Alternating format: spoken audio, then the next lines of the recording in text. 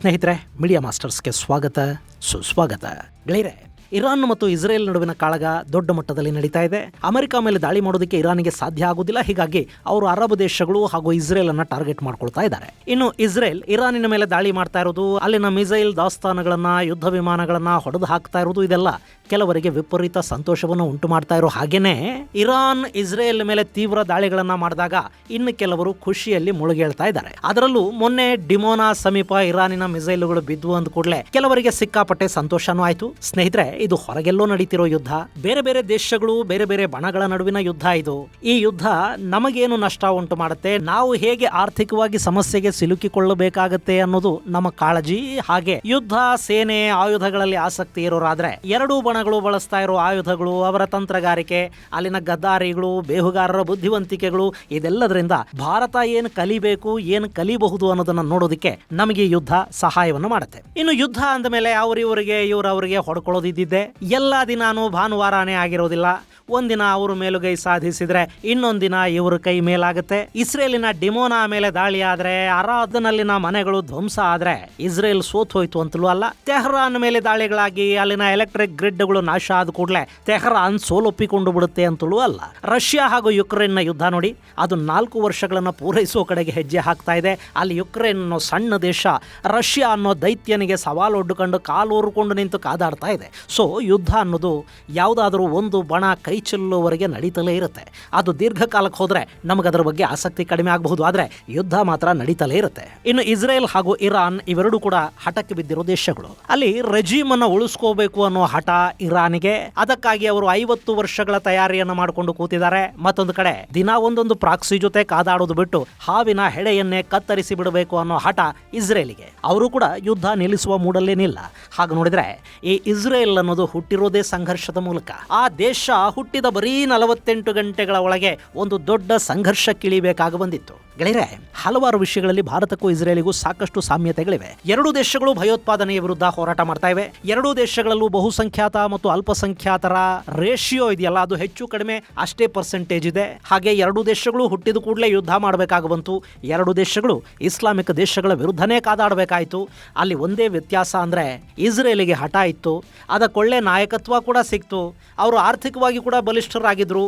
ಶತಮಾನಗಳ ನೋವು ಅವರಲ್ಲೊಂದು ಕಾಠಿಣ್ಯವನ್ನು ತುಂಬಿತ್ತು. ಜೊತೆಗೆ ನೆಲೆಗಳ ಬಗ್ಗೆ ಒಂದು ಪ್ರಾಮಾಣಿಕತೆ ಅಲ್ಲಿನ ಜನರಲ್ಲೂ ಇತ್ತು. ನಾವು ಅದನ್ನ ಭಾರತದಲ್ಲಿ ನೋಡೋದಕ್ಕೆ ಸಾಧ್ಯ ಆಗ್ಲಿಲ್ಲ ಅಷ್ಟೇ. ಗೆಳೆಯರೆ, ಇಸ್ರೇಲ್ ಒಂದು ಸ್ವತಂತ್ರ ದೇಶ ಅಂತ ಘೋಷಣೆ ಮಾಡ್ಕೊಳ್ತಲ್ಲ, ಅದಾದ ಬರೀ 48 ಗಂಟೆಗಳಲ್ಲಿ ಅವರ ಮೇಲೆ ಅಕ್ಕಪಕ್ಕದ ಅರಬ್ ದೇಶಗಳು ಯುದ್ಧಕ್ಕೆ ನಿಂತು ಬಿಟ್ವು. ಇಸ್ರೇಲ್ ಅನ್ನೋ ಪುಟ್ಟ ದೇಶ ಸುತ್ತಮುತ್ತಲಿನ ಬೃಹತ್ ಅರಬ್ ದೇಶಗಳ ಜೊತೆ, ಬಲಿಷ್ಠ ದೇಶಗಳ ಜೊತೆ, ತರಬೇತಿ ಪಡೆದ ಸೇನೆಯ ಜೊತೆ ಕಾದಾಡಬೇಕಾಯ್ತು. ಅದು ಸತತವಾಗಿ ಪದೇ ಪದೇ ನಡೆದ ಯುದ್ಧ. ಅಲ್ಲಿ ಇಸ್ರೇಲಿಗರು ಹೇಗೆ ಅರಬರ ವಿರುದ್ಧ ಹೋರಾಡ್ತಾ ಬಂದ್ರು ಅನ್ನೋದನ್ನ ನಾನಿಲ್ಲಿ ನಿಮಗೆ ಸ್ವಲ್ಪ ನೆನಪು ಮಾಡ್ಕೊಡ್ತೀನಿ. ಅದಕ್ಕೂ ಮೊದಲು ಈಗ ನಡೀತಿರೋ ಯುದ್ಧದ ಒಂದಷ್ಟು ಅಪ್ಡೇಟ್ಸ್ ಅನ್ನ ನಿಮ್ಮ ಮುಂದಿಟ್ಟು ಬಿಡ್ತೀನಿ.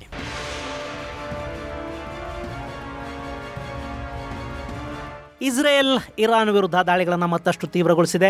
IRGCಯ ನೆಲೆಗಳು, ಬಸೀಸ್ ನೆಲೆಗಳು, ತೆಹರಾನ್ನಲ್ಲಿನ ಸರ್ಕಾರಿ ಕಚೇರಿಗಳನ್ನೇ ಟಾರ್ಗೆಟ್ ಮಾಡಿಕೊಂಡು ಇಸ್ರೇಲ್ ದಾಳಿ ಮಾಡ್ತಾ ಇದೆ. ಅದರ ಜೊತೆ ನ್ಯೂಕ್ಲಿಯರ್ ಫೆಸಿಲಿಟಿಗಳ ಮೇಲಿನ ದಾಳಿಗಳನ್ನು ಕೂಡ ಅವರೇನು ನಿಲ್ಲಿಸಿಲ್ಲ. ತೆಹರಾನ್ನ ಪವರ್ ಗ್ರಿಡ್ ಮೇಲೆ ದಾಳಿ ಮಾಡಲಾಗಿದೆ. ಇನ್ನು ಈ ದಾಳಿ ಹೀಗೆ ಮುಂದುವರೆದ್ರೆ ಹಾರ್ಮುಜ್ ಜಲಸಂಧಿಯನ್ನ ಸಂಪೂರ್ಣವಾಗಿ ಮುಚ್ಚಿಬಿಡ್ತೀವಿ ಅಂತ ಇರಾನ್ ಬೆದರಿಕೆಯನ್ನು ಒಡ್ಡಿದೆ. ಅವರು ಕೂಡ ಸುಮ್ಮನೆ ಕೂತಿಲ್ಲ. ಅರಬ್ ದೇಶಗಳ ಮೇಲೆ ಡ್ರೋನ್ ದಾಳಿಗಳನ್ನು ತೀವ್ರಗೊಳಿಸಿದ್ದಾರೆ. UAEಯ ನ್ಯೂಕ್ಲಿಯರ್ ಪವರ್ ಪ್ಲಾಂಟ್ ಅನ್ನ ಗುರಿಯಾಗಿಸಿಕೊಂಡು ದಾಳಿ ಮಾಡುವ ಎಚ್ಚರಿಕೆಯನ್ನ ಇರಾನ್ ಕೊಟ್ಟಿದೆ. ಈ ಮಧ್ಯೆ ಅಲ್ಲಿನ ಸರ್ವೋಚ್ಚ ನಾಯಕ ಖಮೆನಿ ಮೊಸ್ತಫಾ ಬದುಕಿದ್ರೆ ಆತನನ್ನ ಹೊಡೆದು ಹಾಕಿ ಅಂತ ಇಸ್ರೇಲ್ನ ಪ್ರಧಾನಿ ನೆತನ್ಯಾಹು IDFಗೆ ಆದೇಶವನ್ನು ಕೊಟ್ಟಿದ್ದಾರೆ. ಇದೇ ಸಂದರ್ಭದಲ್ಲಿ ಸರ್ವೋಚ್ಚ ನಾಯಕನಾಗಿ ಆಯ್ಕೆಯಾಗಿರೋದು ಖಮೆನಿ ಮೊಸ್ತಫಾ ಅಲ್ಲ, ಬದಲಿಗೆ ಈ ಹಿಂದಿನ ಮೊದಲ ಸರ್ವೋಚ್ಚ ನಾಯಕ ರುಹುಲ್ಲಾ ಖೊಮೇನಿಯ ಮೊಮ್ಮಗ ಹಸನ್ ಖೊಮೇನಿ. ಆತನನ್ನ ಸುರಕ್ಷಿತವಾಗಿಟ್ಕೊಳ್ಳೋದಿಕ್ಕೆ, ಹಸನ್ ಮೇಲೆ ಇಸ್ರೇಲ್ನ ಕಣ್ಣು ಬೀಳದ ಹಾಗೆ ಕಾಪಾಡಿಕೊಳ್ಳೋದಿಕ್ಕೆ ಅಲ್ಲಿ ಮೊಸ್ತಫಾ ಹೆಸರನ್ನ ಬಳಸಲಾಗ್ತಾ ಇದೆ. ಮೊಸ್ತಫಾ ಬದುಕಿಲ್ಲ, ಆದ್ರೆ ಆತನ ಹೆಸರಲ್ಲಿ ಆಡಳಿತವನ್ನ ಹಸನ್ ನಡೆಸ್ತಾ ಇದ್ದಾರೆ. ಅಲ್ಲಿನ IRGCಗೆ ಆದೇಶಗಳು ಕೂಡ ಹಸನ್ ಕಡೆಯಿಂದಲೇ ಬರ್ತಾ ಇವೆ ಅನ್ನೋ ಸುದ್ದಿಯೊಂದು ವಿಪರೀತ ಪ್ರಮಾಣದಲ್ಲಿ ಓಡೋದಕ್ಕೆ ಶುರು ಮಾಡಿದೆ. ಆದ್ರೆ ಇರಾನ್ನ ಆಡಳಿತದಲ್ಲಿ ನಿಜವಾಗ್ಲೂ ಏನಾಗ್ತಾ ಇದೆ ಅನ್ನೋದನ್ನ ಖಚಿತಪಡಿಸ್ಕೊಳ್ಳೋದಕ್ಕೆ ಸಾಧ್ಯ ಆಗ್ತಾ ಇಲ್ಲ. ಇರಾನ್ನಲ್ಲಿ ರೆಜಿಮ್ ಪರ ಇರೋರು ಖಮೇನಿಯ ಫೋಟೋ ಹಿಡ್ಕೊಂಡು ಅಮೆರಿಕದ ವಿರುದ್ಧ ಘೋಷಣೆಗಳನ್ನು ಕೂಗ್ತಾ ಮೆರವಣಿಗೆಗಳನ್ನು ಮಾಡ್ತಾ ಇರುವಾಗಲೇ ಅಲ್ಲಿ ಹಂಟಿಂಗ್ ಡಾಗ್ಸ್ ಹೆಸರಿನ ರೆಜಿಮ್ ವಿರೋಧಿ ಪಡೆಯೊಂದು ಬಸ್ಸಸ್ ಹಾಗೂ IRGC ಸಿಬ್ಬಂದಿಯನ್ನ ಕೊಂದು ಹಾಕ್ತಾ ಇರೋ ವಿಡಿಯೋಗಳು ಬರ್ತಾ ಇವೆ. ಇವೆಲ್ಲ ಟಾರ್ಗೆಟ್ ಕಿಲ್ಲಿಂಗ್ಸ್ ತರದ ಘಟನೆಗಳು. ಕೆಲ ಕಡೆಗಳಲ್ಲಿ ಅವರ ಮೇಲೆ ದಾಳಿ ಮಾಡಿ ಕೊಲ್ಲಲಾಗ್ತಾ ಇದೆ, ಮತ್ತೆ ಕೆಲ ಕಡೆಗಳಲ್ಲಿ ಸ್ನೈಪರ್ಗಳನ್ನ ಬಳಸಲಾಗ್ತಾ ಇದೆ. ಇನ್ನು ಹಾರ್ಮೋಸ್ ನಿಂದ ಭಾರತದ 2 ಹಡಗುಗಳು ಹೊರಟಿವೆ. ಅವು ಭಾರತದ ಕಡೆಗೆ ಸುರಕ್ಷಿತವಾಗಿ ಪ್ರಯಾಣ ಬೆಳೆಸ್ತಾ ಇವೆ ಅನ್ನೋ ಸುದ್ದಿ ಕೂಡ ಬರ್ತಾ ಇದೆ. ಇನ್ನು ಈ ಎಲ್ಲ ಬೆಳವಣಿಗೆಗಳ ನಡುವೆ ಅಮೆರಿಕದ ಅಧ್ಯಕ್ಷ ಡೊನಾಲ್ಡ್ ಟ್ರಂಪ್ ಮತ್ತೊಂದು ಅಚ್ಚರಿಯನ್ನ ಜಗತ್ತಿಗೆ ಕೊಟ್ಟಿದ್ದಾರೆ. ಕಳೆದ 2 ದಿನಗಳಿಂದ ಇರಾನ್ ಮತ್ತು ಅಮೆರಿಕ ನಡುವೆ ನಿರಂತರವಾಗಿ ಮಾತುಕತೆಗಳು ನಡೀತಾ ಇದ್ವು. ಆ ಮಾತುಕತೆಗಳು ಫಲಪ್ರದಗೊಳ್ಳುವ ಲಕ್ಷಣಗಳು ಕಾಣ್ತಾ ಇವೆ. ಹೀಗಾಗಿ ಇರಾನಿನ ಪವರ್ ಗ್ರಿಡ್ಗಳು ಹಾಗೂ ವಿದ್ಯುತ್ ಉತ್ಪಾದನಾ ಕೇಂದ್ರಗಳ ಮೇಲಿನ ದಾಳಿಯನ್ನ ನಿಲ್ಲಿಸೋದಿಕ್ಕೆ ವಾರ್ ಡಿಪಾರ್ಟ್ಮೆಂಟ್ಗೆ ನಾನು ಆದೇಶವನ್ನು ಕೊಟ್ಟಿದ್ದೀನಿ. ಮಾತುಕತೆಗಳು ಮುಂದುವರಿಯುತ್ತವೆ. ಆ ಮಾತುಕತೆಗಳಿಗೆ ಅನುಕೂಲವಾಗುವ ಹಾಗೆ 5 ದಿನಗಳ ಕಾಲ ಇರಾನಿನ ಪವರ್ ಇನ್ಫ್ರಾಸ್ಟ್ರಕ್ಚರ್ಗಳ ವಿರುದ್ಧ ಯಾವುದೇ ದಾಳಿಯನ್ನ ಮಾಡದಂತೆ ಸೂಚಿಸಲಾಗಿದೆ ಅಂತ ಡೊನಾಲ್ಡ್ ಟ್ರಂಪ್ ತಮ್ಮ ಟ್ರೂತ್ ಅಲ್ಲಿ ಬರ್ಕೊಂಡಿದ್ದಾರೆ.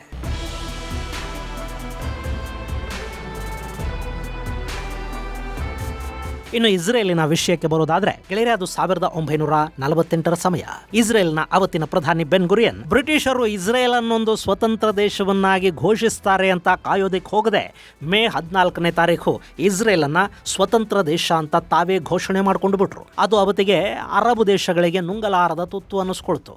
ಹೀಗಾಗಿ Egypt, Lebanon, Trans Jordan, Syria, Iraq, Saudi Arabia ಮತ್ತು ಯೆಮನ್ಗಳು ಇಸ್ರೇಲ್ ಮೇಲೆ ದಾಳಿಗೆ ಮುಂದಾದವು. ಇದರ ಜೊತೆ ಈಜಿಪ್ಟ್ ಪ್ಯಾಲೆಸ್ತೀನಿ ಗುಂಪುಗಳನ್ನ holy war army, Arab liberation army ಅಂತ ಮಿಲಿಷಿಯಾಗಳನ್ನು ಕೂಡ ಬಳಸ್ಕೊಳ್ತು. ಅವತ್ತಿಗೆ ಈಜಿಪ್ಟ್ ಅತ್ಯಂತ ಶಕ್ತಿಶಾಲಿ ದೇಶವಾಗಿ ಕಾಣ್ತಾ ಇತ್ತು. ಅದರ ಜೊತೆ ರಕ್ಕಸ ಪಡೆಗಳಿದ್ವು. ಸೊ ಇಸ್ರೇಲ್ನ ಕಥೆಯಲ್ಲಿ ಮುಗುದೇ ಹೋಯ್ತು ಅಂತ ಎಲ್ಲರೂ ಭಾವಿಸಿದ್ರು. ಆದ್ರೆ ಅಲ್ಲಿ ಇನ್ನೊಂದು ವಿಚಿತ್ರ ಕೂಡ ಇತ್ತು. ಮೇ 15ನೇ ತಾರೀಕು ಅರಬರು ಇಸ್ರೇಲ್ ಮೇಲೆ ದಾಳಿ ಮಾಡಿದ್ರಲ್ಲ, ಅವತ್ತಿಗೆ ಇಸ್ರೇಲ್ ಅಲ್ಲಿ ಒಂದು ಸುಸಜ್ಜಿತ ಸೇನೆ ಅನ್ನೋದೇ ಇರಲಿಲ್ಲ. ಅವರಲ್ಲಿ ಚಿಕ್ಕ ಚಿಕ್ಕ ಪಡೆಗಳಾಗಿ ಅರಬರ ವಿರುದ್ಧ ಕಾದಾಡ್ತಾ ಇದ್ರು. ಆ ನಂತರ 26ನೇ ತಾರೀಕು IDF ಅನ್ನ ಸ್ಥಾಪನೆ ಮಾಡಿದ ಬೆನ್ ಗುರಿಯನ್ ಅರಬರ ವಿರುದ್ಧದ ದಾಳಿಯನ್ನ ಮತ್ತಷ್ಟು ತೀವ್ರಗೊಳಿಸಿದ್ರು. ಅವತ್ತಿಗಿನ್ನೂ ಇವತ್ತಿನ ಹಾಗೆ ಬಾಂಬುಗಳ ಸುರಿಮಳೆ ಆಗ್ತಾ ಇರಲಿಲ್ಲ. ಅಲ್ಲಿ ಸೈನಿಕರೇ ಬಂದೂಕುಗಳನ್ನ ಕೈಯಲ್ಲಿ ಹಿಡ್ಕೊಂಡು ಕಾದಾಡಬೇಕಾಗಿತ್ತು. ಸೊ ಇಸ್ರೇಲ್ ವಿರುದ್ಧ 50ರಿಂದ 60 ಸಾವಿರ ಅರಬರು ಮುಗಿಬಿದ್ರು. ಇಸ್ರೇಲ್ 29,000 ಸೈನಿಕರನ್ನ ಹೊಂದಿತ್ತು. ಆದರೆ ಆ ಯುದ್ಧ ಮುಂದುವರೆದಂತೆ ಇಸ್ರೇಲಿನ ಪ್ರತಿಯೊಬ್ಬ ನಾಗರಿಕ ಕೂಡ ತನ್ನ ಕೈಗೆ ಬಂದೂಕು ಹಿಡಿದ. ಕಡೆಗೆ ಇಸ್ರೇಲ್ನ ಬಲ 1,00,000 ದಾಟಿತು. ಅಲ್ಲಿಗೆ ಅರಬರು ಸೋಲನ್ನು ಒಪ್ಕೋಬೇಕಾಗಿ ಬಂತು. ಆ ಯುದ್ಧದಲ್ಲಿ ಇಸ್ರೇಲ್ 6,000 ಮಂದಿಯನ್ನ ಕಳ್ಕೊಳ್ತು. ಅರಬ್ ಕಡೆಯಲ್ಲಿ 20,000 ಮಂದಿ ಸಾವನ್ನಪ್ಪಿದ್ರು. ಆ ಯುದ್ಧವನ್ನ ಇಸ್ರೇಲ್ ಗೆಲ್ತು. ತಾನು ಮಾಡಿದ ಮೊದಲ ಯುದ್ಧವನ್ನ ಗೆದ್ದ ಖುಷಿ ಇಸ್ರೇಲಿಗೆ ಸಿಕ್ತು. ಅವತ್ತು ಅರಬರು ಇಸ್ರೇಲ್ ಮೇಲೆ ಸುಮ್ಮನೆ ದಾಳಿ ಮಾಡಿ ಸಾಧಿಸಿದ್ದೇನು ಗೊತ್ತಾ? ಇಸ್ರೇಲ್ ಅಲ್ಲಿದ್ದ ಸುಮಾರು 7.5 ಲಕ್ಷ ಪ್ಯಾಲೆಸ್ತೀನಿಯರು ಅವರಿದ್ದ ಜಾಗಗಳನ್ನೇ ಬಿಡಬೇಕಾಗಿ ಬಂತು ಅನ್ನೋದೇ ಅಲ್ಲಾದ ಮಹಾನ್ ಸಾಧನೆ. ಇನ್ನು ಈ ಯುದ್ಧದ ನಂತರ 1956ರಲ್ಲಿ ಮತ್ತೊಮ್ಮೆ ಇಸ್ರೇಲ್ ಯುದ್ಧಕ್ಕೆ ನಿಲ್ತು. ಅವತ್ತು ಈಜಿಪ್ಟ್ ಬ್ರಿಟಿಷರ ಹಿಡಿತದಲ್ಲಿದ್ದ ಸೂಯೆಜ್ ಕಾಲುವೆಯನ್ನ ನ್ಯಾಷನಲೈಸ್ ಮಾಡಿಬಿಡ್ತು. ಅಂದ್ರೆ ಅದು ರಾಷ್ಟ್ರದ ಸಂಪತ್ತು ಅಂತ ಘೋಷಣೆ ಮಾಡಿಬಿಡ್ತು. ಅದನ್ನು ವಿರೋಧಿಸಿದ ಬ್ರಿಟನ್ ಮತ್ತು ಫ್ರಾನ್ಸ್ ಈಜಿಪ್ಟ್ ಮೇಲೆ ದಾಳಿಗಿಳಿದ್ವು. ಆಗ ಬ್ರಿಟನ್ ಈ ಇಸ್ರೇಲ್ನ ಸಹಾಯವನ್ನು ಬೇಡಿತು. ಹೀಗಿದ್ದ ಹೊತ್ತಲ್ಲೇ ಈಜಿಪ್ಟ್ನ ಅವತ್ತಿನ ಅಧ್ಯಕ್ಷ ಗಮಲ್ ಅಬ್ದುಲ್ ನಾಜರ್ ಒಂದು ದೊಡ್ಡ ಎಡವಟ್ಟನ್ನು ಮಾಡಿಕೊಂಡು ಬಿಟ್ರು. ಅಲ್ಲಿ ಕೆಂಪು ಸಮುದ್ರದ ಬಳಿಯಲ್ಲಿನ ಸ್ಟ್ರೈಟ್ ಆಫ್ ಟೈರನ್ ಅನ್ನ ಬ್ಲಾಕ್ ಮಾಡೋ ನಿರ್ಧಾರಕ್ಕೆ ಈಜಿಪ್ಟ್ ಬಂತು. ಇದರಿಂದ ಇಸ್ರೇಲ್ಗೆ ಹೋಗ್ತಾ ಇದ್ದ ಹಡಗುಗಳಿಗೆ ಸಮಸ್ಯೆ ಶುರುವಾಯಿತು. ಹೀಗಾಗಿ ಇಸ್ರೇಲ್ ಕೆರಳಿ ನಿಲ್ತು. ಅವರು ಮೊದಲು ಸ್ಟ್ರೈಟ್ ಆಫ್ ಟೈರನ್ ಅನ್ನ ಬಿಡಿಸ್ಕೊಳ್ಳೋದಕ್ಕೆ ದಾಳಿಯನ್ನ ಶುರು ಮಾಡಿದ್ರು. 1956 ಅಕ್ಟೋಬರ್ 29ನೇ ತಾರೀಕು ಅಲ್ಲಿ ದಾಳಿ ಶುರುವಾಯಿತು. ಇಸ್ರೇಲ್ ಜೊತೆ ಫ್ರಾನ್ಸ್, ಬ್ರಿಟನ್ಗಳು ಕೂಡ ಯುದ್ಧಕ್ಕೆ ನಿಂತು. ಕಡೆಗೆ ಇಸ್ರೇಲ್ ಇಡೀ ಸನೈ ಪ್ರದೇಶವನ್ನ, ಅಂದ್ರೆ ನೀವಿಲ್ಲಿ ಮ್ಯಾಪಲ್ಲಿ ನೋಡ್ತಾ ಇದ್ದೀರಲ್ಲ, ಈ ಇಡೀ ಭೂಭಾಗವನ್ನ ತನ್ನ ಕೈವಶ ಮಾಡಿಕೊಂಡು ಬಿಡ್ತು. ಅದು ಈಜಿಪ್ಟ್ಗಾದ ದೊಡ್ಡ ನಷ್ಟ. ಆದರೆ ಆ ಬಳಿಕ ಅಲ್ಲಿ ಇಂಟರ್ನ್ಯಾಷನಲ್ ಪ್ರೆಷರ್ ಶುರುವಾಯಿತು. ಸೋವಿಯತ್ ಹಾಗೂ ಅಮೆರಿಕಾಗಳು ಬ್ರಿಟನ್, ಫ್ರಾನ್ಸ್ ಹಾಗೂ ಇಸ್ರೇಲ್ ಮೇಲೆ ಒತ್ತಡ ಹಾಕೋದಕ್ಕೆ ನಿಂತು. ಹೀಗಾಗಿ 4 ತಿಂಗಳುಗಳ ಕಾಲ ಸಿನೈ ಪ್ರದೇಶವನ್ನು ತನ್ನ ಹಿಡಿತದಲ್ಲೇ ಇಟ್ಟುಕೊಂಡಿದ್ದ ಇಸ್ರೇಲ್ ಕಡೆಗೆ ಅದನ್ನು ಈಜಿಪ್ಟ್ಗೆ ಬಿಟ್ಟು ಕೊಡಬೇಕಾಗಿ ಬಂತು. ಈಜಿಪ್ಟ್ನ ಅಧ್ಯಕ್ಷ ಗಮಾಲ್ ಅಬ್ದುಲ್ ನಾಸರ್ ಯುದ್ಧ ಮಾಡಿ ಇಸ್ರೇಲ್ ಅನ್ನ ಗೆಲ್ಲೋದಕ್ಕೆ ಆಗದೇ ಇದ್ರು ಅಮೆರಿಕ ಹಾಗೂ ರಷ್ಯಾದ ಸಹಾಯ ಪಡೆದು ತನ್ನ ನೆಲವನ್ನ ಮತ್ತೆ ವಾಪಸ್ ಪಡ್ಕೊಂಡಿದ್ದ.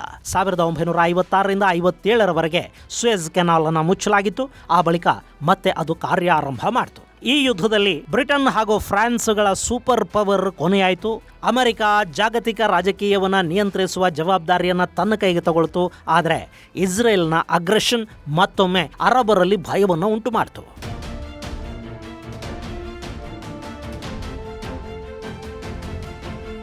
ಇನ್ನು 1967ರಲ್ಲಿ ನಡೆದ 6 ದಿನಗಳ ಯುದ್ಧ ಆಯಿತು ನೋಡಿ. ಅಲ್ಲಿ ಇಸ್ರೇಲ್ನ ಶಕ್ತಿ ಏನು ಅನ್ನೋದು ಇಡೀ ಅರಬ್ ಜಗತ್ತಿಗೆ ಗೊತ್ತಾಗಿ ಹೋಯಿತು. ಇಸ್ರೇಲ್ ಜೋರ್ಡಾನ್ನಿಂದ ವೆಸ್ಟ್ ಬ್ಯಾಂಕ್ ಅನ್ನು ಕಿತ್ಕೊಳ್ತು, ಸಿರಿಯಾದಿಂದ ಗೋಲನ್ ಹೈಟ್ಸ್ ಅನ್ನ ಕೈವಶ ಮಾಡಿಕೊಳ್ತು, ಹಾಗೆ ಈಜಿಪ್ಟ್ನಿಂದ ಇಡೀ ಸೆನೈ ಪೆನಿನ್ಸುಲಾನೇ ಕಿತ್ಕೊಂಡು ಬಿಡ್ತು. ಆ ಯುದ್ಧದಲ್ಲಿ ಇಸ್ರೇಲ್ 70,000 ಚದರ ಕಿಲೋಮೀಟರ್ನಷ್ಟು ಭೂಮಿಯನ್ನು ಗೆಲ್ತು. ಅವತ್ತು 2.5 ಲಕ್ಷಕ್ಕೂ ಅಧಿಕ ಮಂದಿ ಇಸ್ರೇಲಿ ಸೈನಿಕರು ತಮಗಿಂತ ದುಪ್ಪಟ್ಟಿದ್ದ ಈಜಿಪ್ಟ್, ಸಿರಿಯಾ, ಜೋರ್ಡಾನ್, ಇರಾಕ್ ಹಾಗೂ ಲೆಬನಾನ್ ಸೇನೆಗಳನ್ನು ಸೋಲಿಸಿದ್ರು. ಆ ಯುದ್ಧದಲ್ಲಿ 15,000-18,000 ಮಂದಿ ಅರಬರು ಬಲಿಯಾದರೆ 1,000 ಇಸ್ರೇಲಿಗಳು ಸಾವಿಗೀಡಾದ್ರು. ಅರಬರ 440 ಏರ್ಕ್ರಾಫ್ಟ್ಗಳನ್ನು ಇಸ್ರೇಲ್ ಹೊಡೆದು ಹಾಕಿದರೆ ತನ್ನ 46 ಏರ್ಕ್ರಾಫ್ಟ್ಗಳನ್ನು ಕಳ್ಕೊಳ್ತು. ಹಾಗೆ ಇಸ್ರೇಲಿನ 400 ಟ್ಯಾಂಕುಗಳು ನಾಶ ಆದರೆ ಅರಬರು ತಮ್ಮ 700 ಯುದ್ಧ ಟ್ಯಾಂಕ್ಗಳನ್ನು ಕಳ್ಕೋಬೇಕಾಗಿ ಬಂತು. ಇದಾದ ಬಳಿಕ ಮತ್ತೊಮ್ಮೆ ಅರಬರು ಇಸ್ರೇಲ್ ಮೇಲೆ ಬಿದ್ದಿದ್ದು 1973ರಲ್ಲಿ. ಅವತ್ತು ಇಸ್ರೇಲಿಗರು ಯಾಮ್ ಕಿಪೂರ್ ದಿನವನ್ನು ಆಚರಿಸ್ತಾ ಇದ್ರು. ಅವತ್ತೇ ಈಜಿಪ್ಟ್, ಸಿರಿಯಾ ಹಾಗೂ ಇನ್ನಿತರ ಅರಬ್ ದೇಶಗಳ ಸೇನೆಯನ್ನೊಳಗೊಂಡ ಅರಬ್ ಪಡೆಗಳು ಇಸ್ರೇಲ್ ಮೇಲೆ ಮುರ್ಕೊಂಡು ಬಿದ್ವು. ಅಲ್ಲಿ ಅವತ್ತಿನ ಮತ್ತೊಂದು ವಿಶೇಷ ಅಂದ್ರೆ ಯಾಮ್ ಕಿಪೂರ್ ಹಬ್ಬ ರಂಜಾನ್ನ 10ನೇ ದಿನ ಬಂದಿತ್ತು. ಸೊ ರಂಜಾನ್ ತಿಂಗಳಲ್ಲೇ ಅರಬ್ ದೇಶಗಳು ಅತ್ಯಂತ ಉತ್ಸಾಹದಿಂದ ಇಸ್ರೇಲ್ ಮೇಲೆ ದಾಳಿಗೆ ನಿಂತವು. ಆ ದಾಳಿಯಲ್ಲಿ ಸಾಕಷ್ಟು ನಷ್ಟ ಸಂಭವಿಸಿತು. ಮೊದಲ ಹಂತದಲ್ಲಿ ಅರಬರು ಯಶಸ್ಸನ್ನು ಗಳಿಸಿದ್ರು. ಅದೇ ಖುಷಿ ಮತ್ತು ಉತ್ಸಾಹದಲ್ಲಿ ಈಜಿಪ್ಟ್ ತನ್ನ ದಾಳಿಯನ್ನ ಮತ್ತಷ್ಟು ತೀವ್ರಗೊಳಿಸಿತು.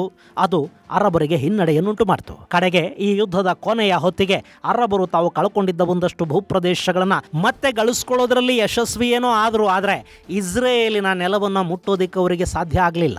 ಯುದ್ಧ ವಿಶ್ವಸಂಸ್ಥೆಯ ಮಧ್ಯಸ್ಥಿಕೆಯಲ್ಲಿ ಕೊನೆಗೊಳ್ತು. ಅಷ್ಟರಲ್ಲಿ ಇಸ್ರೇಲ್ ತನ್ನ 800 ಟ್ಯಾಂಕುಗಳು ಮತ್ತು 2,800 ಸೈನಿಕರನ್ನ ಕಳ್ಕೊಂಡಿತ್ತು. ಹಾಗೆ ಅರಬ್ ಕಡೆಯಲ್ಲಿ 18,500 ಸೈನಿಕರು ಬಲಿಯಾದರೆ 2,300 ಟ್ಯಾಂಕ್ಗಳನ್ನು ಇಸ್ರೇಲ್ ಹೊಡೆದು ಹಾಕಿತ್ತು.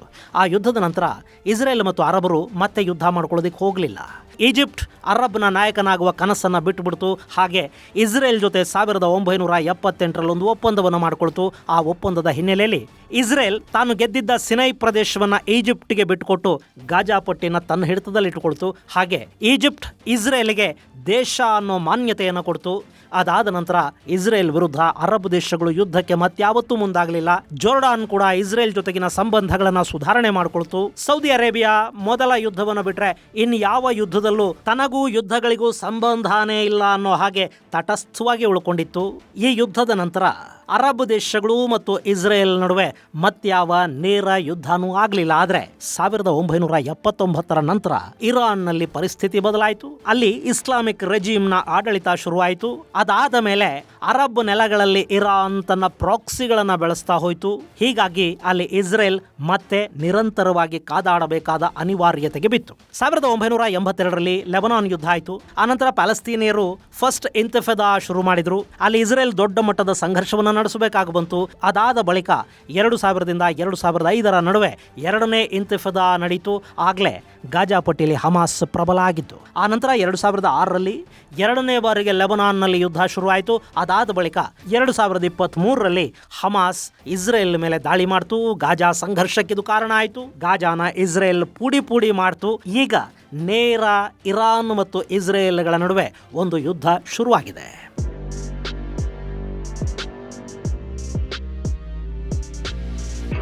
ಗೆಳೆಯರೆ, 1979ರಿಂದ ಕೂಡ ಈ ಇರಾನ್ ಇಸ್ರೇಲ್ ಮೇಲೆ ಯಾವತ್ತಾದರೂ ನೇರ ಯುದ್ಧಕ್ಕಿಳಿಯುತ್ತೆ ಅನ್ನೋದು ಇಸ್ರೇಲಿಗೂ ಗೊತ್ತಿತ್ತು. ಹಾಗೆ ಇರಾನ್ ಕೂಡ ಇಸ್ರೇಲ್ ವಿರುದ್ಧ ಯುದ್ಧ ಮಾಡಬೇಕು ಅನ್ನೋ ಕಾರಣಕ್ಕೇನೆ ತನ್ನ ಅಷ್ಟೂ ಆದಾಯವನ್ನ ಆಯುಧಗಳ ಮೇಲೆ ಹೆಚ್ಚು ಹೂಡಿಕೆ ಮಾಡ್ತಾ ಹೋಯಿತು. ಅವರು ಕಳೆದ 47 ವರ್ಷಗಳಿಂದ ತಮ್ಮ ಆಯುಧ ಬತ್ತಳಿಕೆಗಳನ್ನು ದೊಡ್ಡದು ಮಾಡ್ಕೊಳ್ತಾ ಹೋದ್ರು. ಟನಲ್ಗಳನ್ನು ನಿರ್ಮಾಣ ಮಾಡಿಕೊಂಡ್ರು. ಸೇನೆಗೆ ಶಕ್ತಿಯನ್ನು ತುಂಬಿದ್ರು. ಮೊಸಾಯಿಕ್ ಡಾಕ್ಟ್ರಿನ್ ಶುರು ಮಾಡಿದ್ರು. ತೆಹರಾನ್ನ ಆದೇಶಗಳಿಗೆ ಕಾಯ್ದೆ ಸ್ವತಂತ್ರವಾಗಿ ಆಯಾ ಪ್ರಾವಿನ್ಸ್ಗಳ ಸೇನೆಗಳು ತಾವೇ ನಿರ್ಧಾರ ತೆಗೆದುಕೊಂಡು ದಾಳಿಗಳನ್ನು ಮುಂದುವರಿಸುವ ಒಂದು ವ್ಯವಸ್ಥೆಯನ್ನು ರೂಪಿಸಿದ್ರು. ಹೀಗಾಗಿ ಇಲ್ಲಿ ಎರಡೂ ದೇಶಗಳು ಒಂದು ದೊಡ್ಡ ಯುದ್ಧಕ್ಕೆ ಬೇಕಾದ ತಯಾರಿಗಳನ್ನು ಮಾಡ್ಕೊಳ್ತಲೇ ಕೂತಿದ್ವು. ಆ ಯುದ್ಧ ಈಗ 2026ರಲ್ಲಿ ನಡೀತಾ ಇದೆ. ನಾವದನ್ನು ನೋಡ್ತಾ ಇದ್ದೀವಿ. ಆದ್ರೆ ಗೆಳೆಯರೆ, ಇಲ್ಲಿ ಗಮನಿಸಬೇಕಾದ ಅಂಶ ಅಂದ್ರೆ ಇಸ್ರೇಲ್ ಅರಬರ ವಿರುದ್ಧ ಅವತ್ತು ಮಾಡಿದ ಯುದ್ಧಗಳಿಗೂ ಇರಾನ್ ವಿರುದ್ಧ ಇವತ್ತು ಮಾಡ್ತಾ ಇರೋ ಯುದ್ಧಕ್ಕೂ ತುಂಬಾ ವ್ಯತ್ಯಾಸ ಇದೆ. ಅವತ್ತು ಅರಬ್ ದೇಶಗಳೇ ಇಸ್ರೇಲ್ ಮೇಲೆ ದಾಳಿ ಮಾಡಿದ್ವು. ಹಾಗೆ ಅಲ್ಲಿ ಯುದ್ಧಕ್ಕಾಗಿ ದಶಕಗಳ ಪ್ರಿಪರೇಷನ್ ಥರದ್ದೇನು ಇರಲಿಲ್ಲ. ಆದ್ರೆ ಇವತ್ತಿನ ಪರಿಸ್ಥಿತಿಯ ಹಾಗಿಲ್ಲ. ಇಸ್ರೇಲ್ ಹಾಗೂ ಅಮೆರಿಕ ಪಡೆಗಳು ಇರಾನ್ನ ಮೇಲೆ ದಾಳಿಯನ್ನು ಮಾಡಿವೆ. ಇರಾನ್ ಸಾಕಷ್ಟು ವರ್ಷಗಳ ತಯಾರಿಯನ್ನು ಮಾಡಿಕೊಂಡಿತ್ತು. ಅದನ್ನ ಈಗ ಪ್ರದರ್ಶಿಸ್ತಾ ಇದೆ. ಇದು ಗೆಳೆಯರೆ ಇಸ್ರೇಲ್ ಹಾಗೂ ಇರಾನ್ ಸಂಘರ್ಷ ಮತ್ತು ಈ ಹಿಂದಿನ ಇಸ್ರೇಲ್ ಯುದ್ಧಗಳಿಗೆ ಸಂಬಂಧಿಸಿದ ಒಂದಷ್ಟು ಮಾಹಿತಿ. ಮುಂದಿನ ಸಂಚಿಕೆಯಲ್ಲಿ ಮತ್ತಷ್ಟು ವಿಶೇಷಗಳ ಜೊತೆ ಮತ್ತೆ ಭೇಟಿಯಾಗೋಣ. ಅಲ್ಲಿವರೆಗೆ ಜೈ ಹಿಂದ್, ಜೈ ಕರ್ನಾಟಕ.